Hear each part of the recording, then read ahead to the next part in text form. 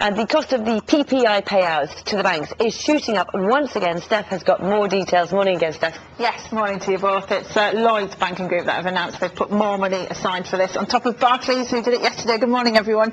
Yes, last week the Financial Ombudsman Service said that the number of complaints it's received over the mis-selling of payment protection insurance has now reached 500,000, and because of this many of our banks have had to increase their estimates of how much it will cost them. Now, just to remind you, PPI is of course that insurance you take out if you want to cover your debt repayments if you're struggling because, for example, you get ill or you lose your job. Now, the problem is that many people will mis-sold this, so the banks have had to pay out compensation for it. Yesterday we heard that Barclays has put aside £2 billion for this, and this morning Lloyds TSB have announced that it's now at £5.3 billion in their compensation pot. Well, with me now is banking expert Simon Chatterton from S&T Asset Management. Good morning to you, Simon. Good morning, Steph. This figure keeps going up. How long is it going to continue that the banks will be in the red because of PPI? Well, I think the problem is that we're in a bit of an unknown territory at this time. We're not sure yet how many more people are going to come forward. There are so many people that are out there that don't actually know if they're eligible to make a claim. So I think at the moment we're in a bit of an unknown area. How damaging is it for the banks? Because Lloyds, again, reported this morning that they've made a loss because of this.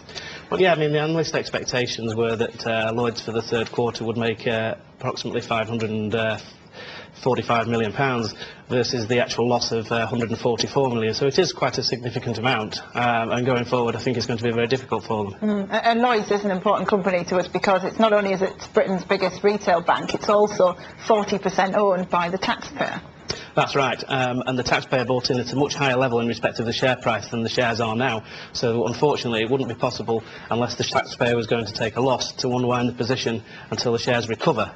So it is a very difficult road ahead. And just looking at Lloyds taking away this PPI cost, they're doing better, aren't they? They've managed to bring down their loan book a bit and cut their costs. Yeah, the loan book exposure has been reduced quite considerably. It's now at 126% of deposits, which is coming nearer to the target level, and it is reducing costs quite considerably as they go. I think one of the difficulties is going to be for the consumer is whether or not the bank are going to have enough money to lend and to get the system going again. That is what's required. And there's a danger they might try and recoup some of the costs they've lost to PPI through other methods.